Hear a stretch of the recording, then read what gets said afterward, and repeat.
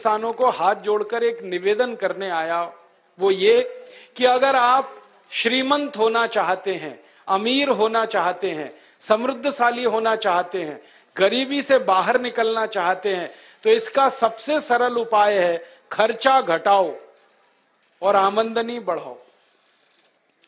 दुनिया में अर्थशास्त्र का एक सिद्धांत है कि जो देश अपने खर्चे जितने घटा सकता है वो देश अपनी आमदनी उतनी ही बढ़ा सकता है। जो परिवार अपने खर्चे जितने घटा सकता है वो परिवार उतनी आमदनी बढ़ा सकता है।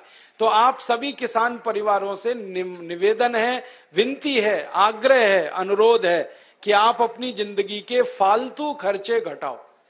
तो आप बोलोगे कहां खर्चा घटाएं? सबसे बड़ा खर्चा है, उसी को खत्म करो, यूरिया का खर्चा, इसको घटा दो, यूरिया मत खरीदो। दूसरा बड़ा खर्चा है डीएपी का, ये भी मत खरीदो।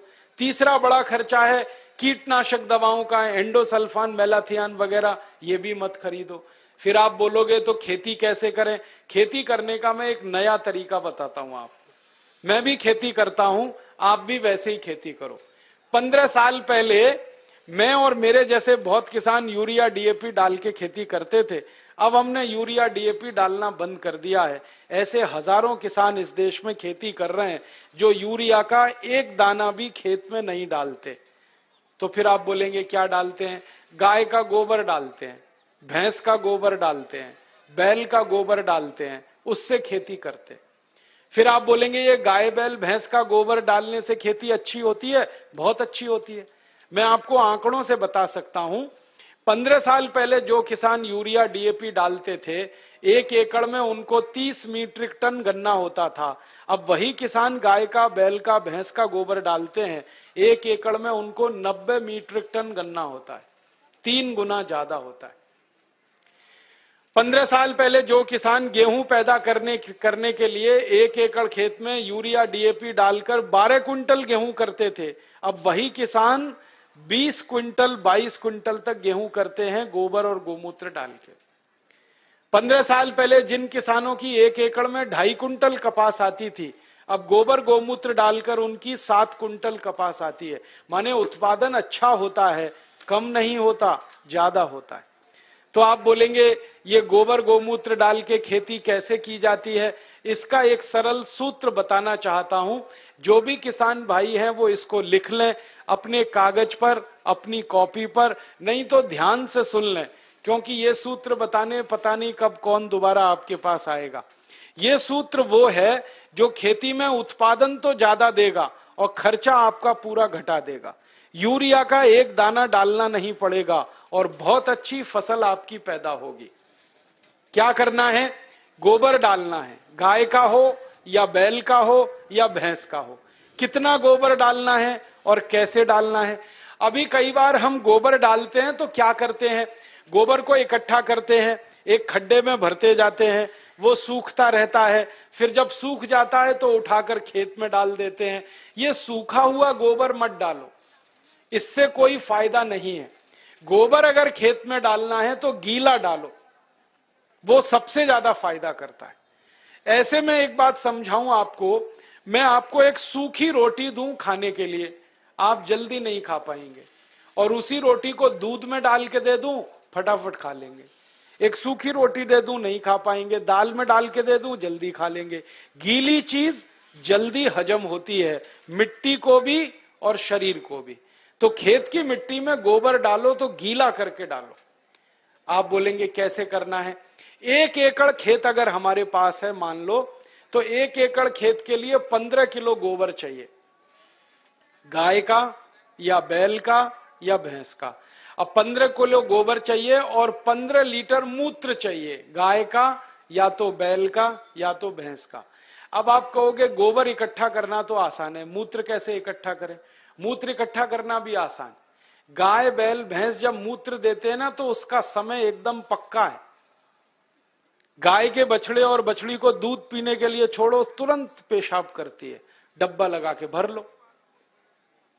ऐसे ही बैल करता है, ज्यादा देर बैठ के बैल खड़ा होगा, पेशाब करेगा, डब्बा भर लो। तो मूत्र ऐसे इकट्ठा कर सकते हैं। दूसरा एक तरीका है कि जहां जानवरों को हम रखते हैं वहां पत्थर बिछा दो, ईंट बिछा दो, थोड़ा पक्का कर दो, सीमेंट लगा दो, ढाल बना दो, एक नाली बना दो, नाली में खड्डा बना दो, तो जो भी मूत्र गिरेगा वो खड्डे में इकट्ठा हो जाएगा। और गाय के मूत्र की, बैल के मूत्र की, भैंस के मूत्र की विशेषता है कि इसकी एक्सपायरी डेट नहीं होती, ये खराब ही नहीं होता। 1 साल, 2 साल, 10 साल, 20 साल, 50 साल कभी खराब नहीं होता। तो भरे रहा है गड्ढे में, कोई फर्क नहीं पड़ेगा, बस उस गड्ढे में से उठाते रहो। 15 किलो गोबर, 15 लीटर मूत्र, दोनों को मिला लो, हाथ से ही मिला लो। एक प्लास्टिक का ड्रम ले लो, उसमें मिला लो। मिलाने के बाद इसमें 1 किलो गुड़ डाल दो, गुड़। और गुड़ ऐसा डालना जो पुराना हो, जिसको कोई खाता ना हो, काला काला हो जाता है एकदम पानी जैसा, जिसको हम छूना भी पसंद नहीं करते, वो गुड़ इसमें डाल दो 1 किलो। और 1 किलो डाल दो कोई भी दाल का आटा या चोकर। चोकर समझते हैं? गेहूं का आटा छानने के बाद जो निकलता है, क्या कहते हैं उसको? चोकर कहते हैं। वो डाल दो 1 किलो।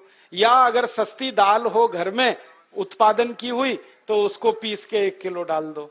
तो 1 किलो चोकर या 1 किलो दाल का आटा। और इसमें डालो 1 किलो मिट्टी। मिट्टी कहां से लानी है? पीपल के पेड़ के नीचे की मिट्टी या बरगद के पेड़ के नीचे की मिट्टी। तो 1 किलो मिट्टी, 1 किलो दाल का आटा, 1 किलो गुड़, 15 लीटर मूत्र, 15 किलो गोबर, ये 5 चीजें एक ड्रम में मिला दो। मिलाने के बाद 15 दिन इस ड्रम को छांव में रखो, धूप में मत रखना, छांव में, पेड़ के नीचे रख दो। छांव में रखने के बाद 15 दिन में खाद तैयार हो जाएगा। फिर इस खाद में 200 लीटर पानी मिलाओ, और पानी मिला के जो घोल तैयार हुआ, इस घोल को खेत की मिट्टी पे छिड़क दो। अगर खेत खाली है तो सीधे छिड़क दो, और खेत में फसल खड़ी है तो पानी के साथ इसको लगा दो। फसल में आप पानी देते हो ना, उसमें डब्बे से मिलाते जाओ, पूरे खेत में पहुंच जाएगा। अब ये खाद, गोबर, गोमूत्र, दाल का आटा, गुड़ और मिट्टी वाला जो तैयार होता है ना, ये यूरिया से 6 गुना ज्यादा ताकतवर है। हमने इसकी प्रयोगशाला में जांच कराई, तो यूरिया डीएपी में जितनी ताकत है मिट्टी को देने के लिए, उससे 6 गुनी ज्यादा ताकत इसमें है, इसलिए इससे उत्पादन ज्यादा आता है। और इस खाद को हर 21 दिन में खेत में डालते जाओ। हर 21 दिन में अगर आपने डाला तो पूरे साल की एक साइकिल बन जाती है। जैसे 3 महीने की फसल है तो 4 बार डलेगा, 4 महीने की फसल है 5 बार डल जाएगा, 6 महीने की फसल है 7 बार डल जाएगा। हर 21 दिन पर यह खाद डालते जाओ। परिणाम क्या होगा? मिट्टी बहुत अच्छी हो जाएगी आपकी। और ये खाद डालने से मिट्टी में केंचुए बहुत हो जाते हैं। और केंचुओं के बारे में आप जानते हैं? केंचुए मिट्टी में ऊपर नीचे घूमते हैं और मिट्टी को खोदते रहते हैं, और केंचुए मिट्टी को भुरभुरा बनाते हैं, पोला बनाते हैं। फिर बारिश का पानी जब गिरता है मिट्टी पे, तो एक एक बूंद पानी नीचे चला जाता है। अगर केंचुए ज्यादा हो तो पानी पूरा नीचे चला जाता है, माने बहकर बेकार नहीं जाता है। और केंचुए ज्यादा है ना, तो केंचुए क्या करते हैं? मिट्टी खाते हैं, और जो कुछ भी वो निकालते हैं मल के रूप में, वो दुनिया की सबसे अच्छी खाद है। तो आपके खेत की मिट्टी में केंचुओं की संख्या बढ़ाओ, और वो गोबर की खाद से बढ़ती है, क्योंकि केंचुए को गोबर पसंद है। अगर आप एक बार गोबर की खाद डाल दोगे, कहीं से भी केंचुआ घूमता हुआ खेत में आ जाएगा। और केंचुआ बड़ा विचित्र जीव है, 24 घंटे काम करता है, कभी छुट्टी नहीं करता, कभी संडे नहीं, कभी मंडे नहीं, और फोकट में काम करता है, कभी टीए नहीं, कभी डीए नहीं, कभी एचआरए नहीं, न छुट्टी लेता है न तनख्वाह लेता है। और ऐसा विचित्र जीव है ये केंचुआ कि साल भर ये जिंदा रहता है, और साल भर में 1 लाख बच्चे पैदा करके ही मरता है।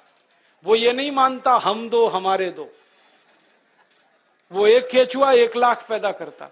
तो खेत में एक केंचुआ आया तो 1 लाख हो गए, 1 लाख और 1-1 लाख करेंगे तो संख्या बढ़ती जाएगी। और जिस खेत में केंचुए ज्यादा हैं, वहां की मिट्टी तो सोना पैदा करती है, ये सारे दुनिया के वैज्ञानिक मानते। केंचुओं की संख्या बढ़ाओ, मिट्टी में सोना उपजेगा, खूब पैदावार होगी, खूब फसल मिलेगी। और उसका तरीका मैंने आपको बता दिया।